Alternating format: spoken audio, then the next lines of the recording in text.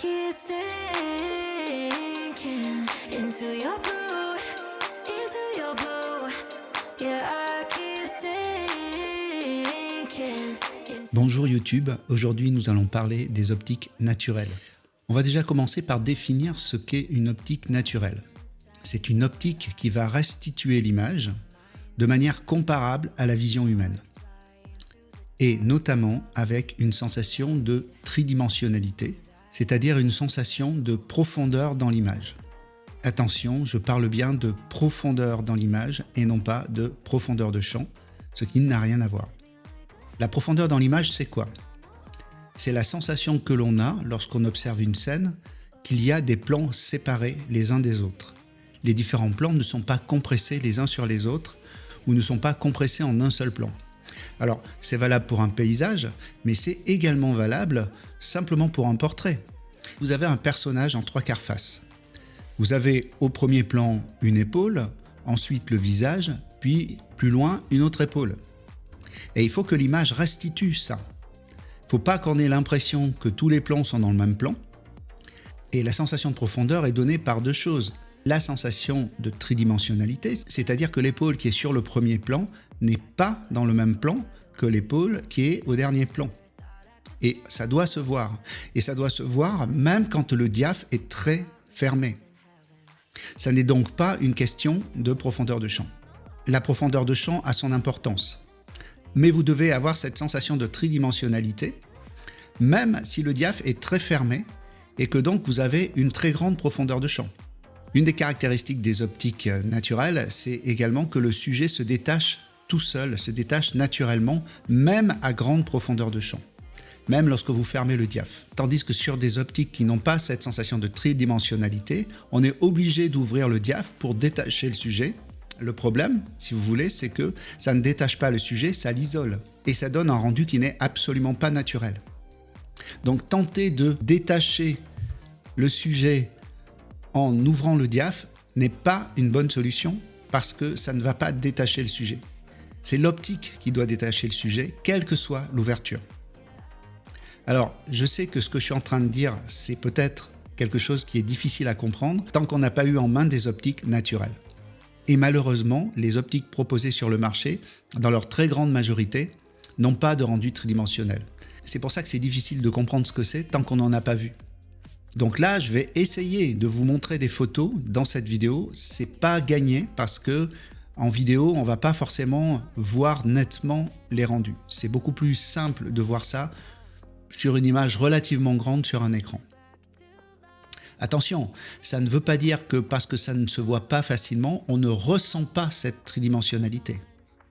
Même si vous êtes sur un petit écran, si l'optique est vraiment exceptionnelle, vous allez avoir cette sensation de tridimensionnalité parce que l'optique ne traite pas l'information de la même manière qu'une optique standard, on va dire. Mais ce dont je suis en train de vous parler n'est pas subjectif, ce n'est pas une question d'opinion. Ce sont des faits, c'est factuel et l'image peut être analysée pour démontrer ce que je suis en train de dire.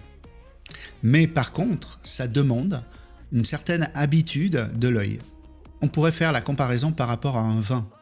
Il faut avoir une certaine habitude, un certain palais pour pouvoir détecter certaines nuances dans les vins. Quand on n'y connaît rien, on va prendre un vin à 5 € en supermarché, on va trouver ça bon. Et on n'aura même pas conscience qu'il existe des grands crus, d'une part, et d'autre part, de toute façon, même si on sait que les grands crus existent, on n'a absolument aucune idée de ce que ça donne comme goût. Et si on goûte un grand cru un jour, on ne verra pas forcément une différence phénoménale, ou en tout cas, dans un premier temps, on n'en percevra pas tout de suite les nuances. C'est un peu comparable pour les optiques. On va peut-être voir qu'effectivement il y a une différence, mais on ne va pas forcément voir une énorme différence et on ne va pas en voir tout de suite toute la subtilité. Si vous montrez une photo faite avec une optique tridimensionnelle à un de vos clients ou à quelqu'un qui n'y connaît rien, il sera incapable de vous dire « Ah oui, tiens, on voit nettement la différence ». Par contre, il va avoir la perception qu'il y a une différence. Il va sentir qu'il y a une différence, même s'il ne sait pas expliquer, évidemment, techniquement à quoi c'est dû, ou même s'il ne sait pas expliquer tout court à quoi c'est dû. Simplement, la photo va lui plaire. Dans le cadre de cette chaîne, Photographier autrement, on va donc voir quel est l'intérêt d'utiliser des optiques naturelles pour le portrait? Puisque ce que je vais vous dire s'applique en premier lieu au portrait. Ça ne concerne pas que le portrait, mais ce qui nous préoccupe ici, c'est le portrait. Une optique naturelle, c'est une optique qui a un rendu qui se rapproche de la vision humaine, et notamment avec une sensation de tridimensionnalité, c'est-à-dire une sensation que les différents plans de l'image ne sont pas compressés en un seul. Par exemple, sur une chaîne de montagnes qui serait en enfilade, on va très bien percevoir les montagnes les unes derrière les autres, et non pas un amas compressé de montagnes. Je vais essayer de faire une liste d'optiques qui présente un caractère de tridimensionnalité, et j'essaierai de la mettre à jour au fur et à mesure de l'évolution du marché. Nous allons maintenant parler de la profondeur de champ.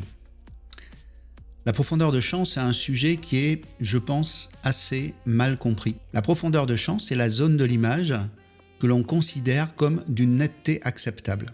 Malheureusement, beaucoup de gens croient que dans la zone de profondeur de champ, l'image est nette, et c'est une fausse donnée.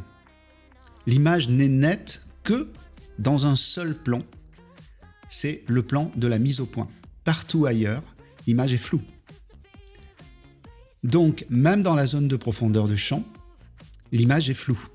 Essayez de faire l'expérience suivante. Réglez votre diaph pour avoir une zone de profondeur de champ assez conséquente, genre f8, et faites un portrait en faisant le point, par exemple, sur le nez, ou en faisant le point sur les oreilles. Je peux vous assurer que votre photo sera floue. C'est quoi une photo floue? C'est une photo pour laquelle le point n'a pas été fait à l'endroit où on espérait qu'il soit. Si vous faites le point sur l'iris de l'œil, vous aurez une photo nette. Si vous faites le point sur le bout du nez, vous aurez une photo floue. Alors oui, elle sera nette sur le bout du nez, mais la vision humaine s'attache à l'œil. Ce qu'on regarde, c'est l'œil. Et donc, il faut que l'œil soit net. En l'occurrence, l'œil proximal, c'est-à-dire l'œil le plus proche. Si vous êtes sur un portrait de face, tel que celui que vous voyez de moi en ce moment, les deux yeux sont nets. Si les deux yeux sont dans le même plan et sont dans le plan du point, la photo est nette. Si je me mets en 3/4 face, à ce moment-là, il faut que ça soit l'œil le plus proche qui soit net, l'œil proximal. Donc, par définition, si l'œil proximal est net, l'œil distal, c'est-à-dire le plus distant, est flou, et ce, quelle que soit la profondeur de champ. Donc je vois parfois des remarques comme quoi il faut que les deux yeux soient nets dans un portrait. C'est complètement faux. Les deux yeux ne peuvent être nets dans un portrait que lorsqu'ils sont dans le même plan, c'est-à-dire lorsque le sujet vous regarde de face. Si vous êtes en 3/4 face, un des yeux sera obligatoirement flou. Vous ne pouvez pas faire autrement, c'est les lois de la physique. Même avec une très grande profondeur de champ. Alors ça sera plus ou moins perceptible, mais avec des optiques non naturelles, on a généralement une qualité dans le flou qui est mauvaise. Et donc, on voit que l'œil est dans le flou, et en plus, on a une sensation de deux plans différents. Il n'y a pas de liaison entre les deux plans. Donc ça peut donner des portraits qui ne sont pas agréables à regarder parce que vous avez l'œil net qui est très net, et l'œil flou qui est flou, mais avec un flou de mauvaise qualité. Et en plus, il n'y a pas de progressivité entre les deux. On a l'impression d'avoir deux plans séparés, ce qui est le cas, mais deux plans séparés avec une texture d'image qui est complètement différente, et elle n'est pas différente que à cause de la quantité du flou. Elle est différente à cause de la qualité de restitution. Pour qu'une optique soit bonne dans le flou, il faut que ça soit une optique de qualité.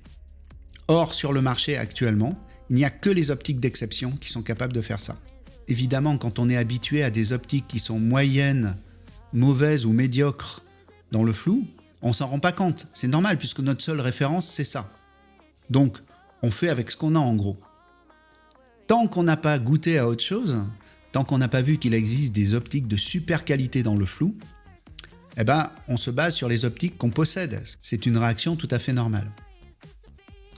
Et l'objectif de cette vidéo, c'est de vous faire prendre conscience qu'il existe des optiques de qualité largement supérieure.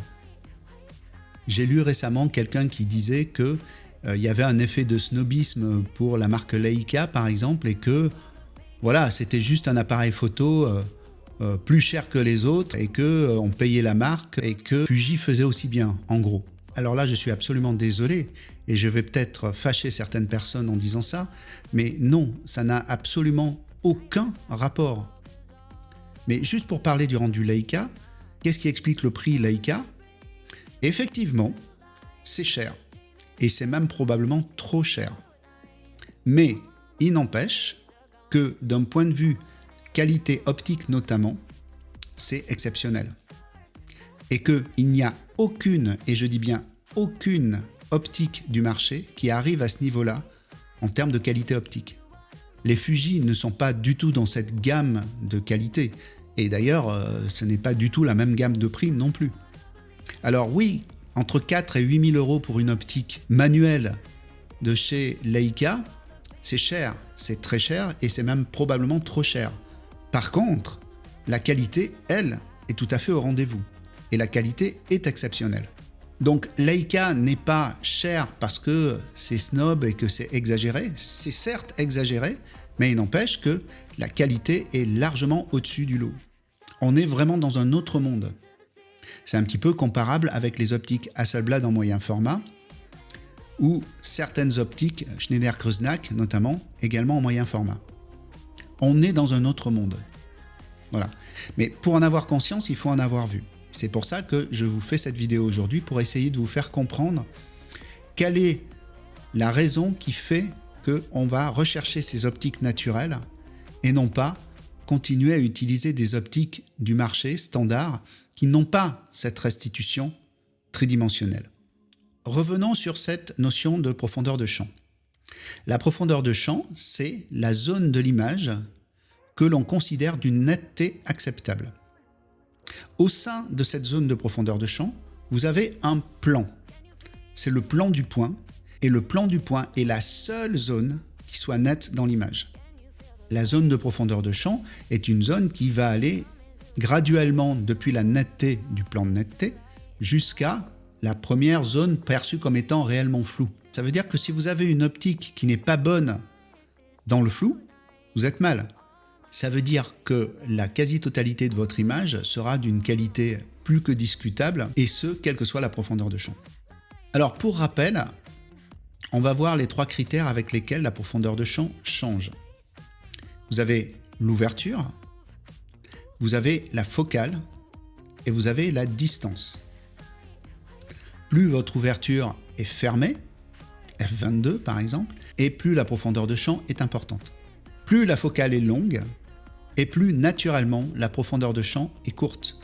Donc la profondeur de champ varie avec la focale. Focale courte, grande profondeur de champ. Focale longue, petite profondeur de champ. Grande ouverture, c'est-à-dire un petit chiffre, f2.8 par exemple, égale petite profondeur de champ. Et ouverture fermée, un grand chiffre, f22 par exemple, égale grande profondeur de champ. Maintenant, vous avez également la distance. Vous avez la distance entre l'appareil photo et le sujet, et vous avez la distance entre le sujet et l'arrière-plan. Plus vous allez vous rapprocher du sujet, et plus la profondeur de champ sera courte. Et donc, plus vous allez vous reculer du sujet, et plus la profondeur de champ va grandir. Plus le fond sera loin de votre sujet, et plus la sensation de flou du fond sera marquée. Donc vous voyez que la combinaison de ces 3 facteurs va agir sur le rendu général de votre photo. Vous voyez que vous allez devoir jouer sur ces 3 facteurs, le choix de la focale, le choix de la distance et le choix de l'ouverture, pour jouer sur votre rendu de profondeur de champ. Mais on est bien d'accord, et on en a déjà parlé avant, ça n'a rien à voir avec la profondeur dans l'image. La profondeur dans l'image ne va pas varier en fait. La restitution des plans, c'est quelque chose qui est purement optique et jusqu'à une certaine limite d'ouverture, parce qu'il y a une limite, on aura une bonne sensation de perception des plans avec une bonne optique tridimensionnelle. Si vous photographiez, comme sur cette photo, un sujet au bord de la route et que vous avez des arbres en enfilade derrière, si vous shootez à f5.6 ou si vous shootez à f16, vous aurez la même sensation de profondeur dans l'image. Bien entendu, la profondeur de champ, elle, va varier. Et comme c'est une bonne optique, votre sujet sera de toute façon détaché et parfaitement lisible, et ce, quel que soit le diaphragme choisi, quelle que soit l'ouverture que vous choisissez, et donc quelle que soit la profondeur de champ. C'est ça qui fait essentiellement la différence. C'est-à-dire que vous avez une optique qui va vous donner un sujet parfaitement lisible, quelle que soit l'ouverture que vous choisissez. Donc ça, c'est ce qu'on recherche avec les optiques de qualité tridimensionnelle. Je vous ai parlé d'une limite. Les optiques de qualité vont vous donner une sensation de profondeur dans l'image, une sensation de tridimensionnalité. Mais il y a une limite, c'est-à-dire que si on arrive aux alentours de f4, ça commence à se dégrader. C'est-à-dire que dans l'arrière-plan, les différents plans de l'image vont commencer à se compresser. Et puis après, ça va continuer à se dégrader jusqu'à arriver à une compression des plans inévitable. Ce sont les limites des optiques. Et même sur des optiques de très très bonne qualité, ça finit par se produire. La différence entre une optique tridimensionnelle et une optique ordinaire, c'est que la tridimensionnalité sera restituée sur une large plage d'ouverture. En gros, de f4 à f16, et c'est ce qu'on appelle la zone utile de l'image. En dessous de f4, on commence à avoir des compressions de plans, et à partir de f2, ça y est, c'est fini, il n'y a plus de sensation de profondeur. On a affaire à un arrière-plan qui ne restitue plus les différents plans de l'image et qui semble imprimé sur un rideau. C'est pour ça que j'ai appelé ça l'effet rideau. L'effet rideau se produit lorsqu'on a un sujet qui semble photographié devant un décor imprimé sur un rideau ou sur un décor peint, quoi. La sensation n'est pas du tout celle que l'on a avec l'œil humain et ça attire l'attention et on sent que c'est pas naturel du tout. Il y a un effet de collage, il y a un effet de montage. On dirait qu'on a un sujet parfaitement net, posé sur un fond parfaitement flou, mais en plus cet arrière-plan ne restitue plus la sensation de profondeur dans l'image. En fonction de ce qui vient d'être dit, je voudrais faire une parenthèse sur les différences entre les formats. On dit que le format a une incidence sur la profondeur de champ. Alors, dans une certaine mesure, c'est vrai, mais ce n'est pas la vraie raison de la différence de profondeur de champ entre formats. La vraie raison, c'est la distance focale. Je m'explique. On va prendre 3 formats. On va prendre l'APS-C, le 24-36 et le moyen format. Pour avoir un angle de champ constant, on va devoir faire varier la focale. Donc, en APS-C, on va utiliser un 35 mm pour avoir un angle de champ du 50 mm en 24-36. En 24-36, on va prendre un 50 mm pour avoir l'angle de champ d'un 50 mm en 24-36. Et en moyen format, on va prendre un 80 mm pour avoir un angle de champ de 50 mm en 24-36. On voit donc que pour préserver notre angle de champ, on doit faire varier la focale. Et c'est ça qui fait qu'il y a une différence de profondeur de champ entre les différents formats. Comme on l'a vu, il y a un des facteurs qui fait varier la profondeur de champ, c'est la focale. Étant donné que vous changez de focale, vous passez de 35 à 50 puis à 80, tout simplement, là, vous faites varier la profondeur de champ. Et également, lorsqu'on change de focale, bien entendu, on change la profondeur de champ, mais un 35 mm n'a pas le même rendu qu'un 50, qui lui-même n'a pas le même rendu qu'un 80. Parce qu'il y a une notion de compression des plans, fait qu'un 35 mm va donner une sensation de profondeur bien supérieure à un 50, lui-même donnant une sensation de profondeur supérieure à un 80 mm. Donc, la profondeur de champ varie avec le format, mais il y a aussi la sensation de compression des plans qui va changer avec la focale, et donc on pourrait dire que ça va changer avec le format, ce qui n'est pas tout à fait exact, le format n'y est pour rien, mais à l'usage, oui, puisque étant donné qu'on est obligé de changer de focale, on va changer la sensation dans l'image. Un 35 mm va donner une sensation de l'image qui va être complètement différente de celle donnée par un 80 mm qui, après tout, est un petit téléobjectif. Donc voilà, vous ne pouvez pas avoir le même rendu en moyen format qu'en 24-36 qu'en APS-C, notamment à cause des optiques et notamment à cause de la focale de ces optiques. En fait, c'est ce changement de focale qui va se voir sur l'image, surtout. Si vous prenez votre 35 mm, vous le mettez sur votre APS-C, vous faites une photo. Vous prenez le même 35 mm, vous le mettez sur votre 24-36, vous faites une photo. Attention, vous restez à la même distance et vous restez à la même ouverture. Puis vous recadrez l'image de votre 24-36 pour lui donner le même angle de champ que celle en APS-C.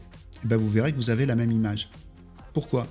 C'est la même image parce que c'est la même optique, c'est la même distance, c'est la même ouverture. Évidemment, il y aura quelques différences qui seront dues à la différence de capteur. Mais globalement, vous aurez la même image qui aura les mêmes caractéristiques physiques, si je puis dire. Voilà, c'était pour mettre en avant cette notion de changement de focale lorsqu'on change de format pour avoir le même angle de champ à la même distance et à la même ouverture. Oui, la taille du format a une influence, mais c'est clairement le changement de focale qui lui fait la différence. Vous avez peut-être entendu parler de la notion de modeler. Le modeler, c'est l'aptitude de l'optique à restituer les volumes. C'est la manière dont les sensations de volume vont être restituées. Et également, c'est l'aptitude de l'optique à restituer les matières. La matière cheveux, le tissu, la peau, tout ça, ce sont des matières. Et une optique qui a du modelé va vous restituer ces matières de manière très naturelle. Et également, une optique qui a du modelé va vous restituer les volumes. Alors par exemple, la forme du crâne, les pommettes, le menton. La forme du crâne sera bien mieux restituée avec une optique qui a du modelé. Une autre optique qui, elle, aura tendance à tout aplatir, même quand votre sujet est de 3/4 face, par exemple. L'optique aura tendance à tout mettre dans le même plan. Et dans ce cas-là, c'est une optique qui n'a pas de modelé.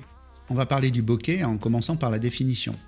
Le bokeh, c'est la zone de l'image qui se trouve hors de la zone de mise au point. Le bokeh concerne donc la quasi-totalité de l'image, puisqu'il n'y a que le plan du point qui n'est pas dans le bokeh, n'est pas le flou d'arrière-plan. Il y a dans Wikipédia une définition qui est fausse. Méfiez-vous. Non, le bokeh, ce n'est pas uniquement ce qui se trouve dans l'arrière-plan. C'est l'intégralité de l'image, sauf le plan du point. En gros, pour simplifier. Ça vous dit l'importance de la qualité de l'optique dans le bokeh. Et justement, il arrive à un point où, notamment dans l'arrière-plan, vous n'avez plus de détails. Vous avez des zones d'aplat, des zones sans détail, et donc on se trouve en dehors de ce que peut restituer l'optique. Si l'optique vous dit « là, il n'y a rien, c'est juste un aplat », c'est qu'elle n'est plus capable de restituer la matière et donc le modeler dans la texture. Elle n'est plus capable de restituer, de modeler. Soit votre optique restitue de la matière dans le bokeh, soit non. Et évidemment, elle en restitue plus ou moins selon qu'elle se trouve plus ou moins loin de la zone du point. Plus on est loin de la zone du point, et moins il va y avoir de matière. Plus on ouvre le diaph, et plus cette échéance arrive rapidement. Donc il y a eu un tour de passe-passe des fabricants d'optiques absolument fabuleux qui ont essayé de nous faire croire qu'il existait ce fameux bokeh crémeux. Le bokeh crémeux, c'est en soi une fausse donnée, ça n'existe pas. C'est-à-dire que soit vous avez de la matière, soit vous n'en avez plus. Et si vous n'avez plus de matière, vous n'avez plus de modelé. Tout simplement. Voilà, donc ne tombez pas dans le panneau, hein. Le bokeh crémeux, ça n'existe pas en photo, hein. C'est du marketing, tout simplement, pour vous faire acheter des optiques. Alors on a vu qu'il y avait une zone d'utilisation de l'optique. Vous allez me dire, oui mais moi j'ai acheté une optique à f1.2, c'est pour l'utiliser à f1.2. Oui, bien sûr, mais si vous achetez une voiture qui peut monter à 300 km/h parce que c'est une voiture de sport performante, vous n'allez pas me dire que vous allez l'utiliser tout le temps à 300 km/h. Ça n'a aucun sens. Une voiture, c'est fait pour être utilisée dans toutes les circonstances.